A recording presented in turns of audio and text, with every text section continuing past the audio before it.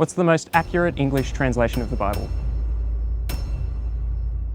Hi, my name's Mac Taylor. I'm a philosophy, psychology and Bible student, and many scholars point to the NRSV as being the most accurate available literal English translation.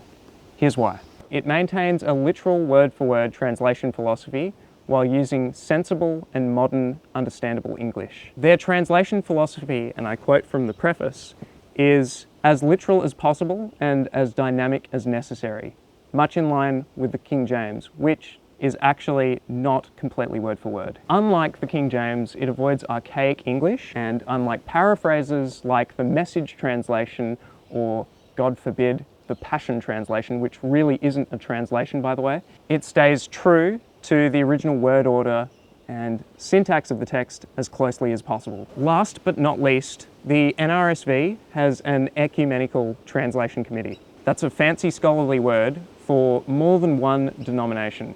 The NRSV committee involves Jews, Christians, Catholic and Protestant, and evangelical scholars.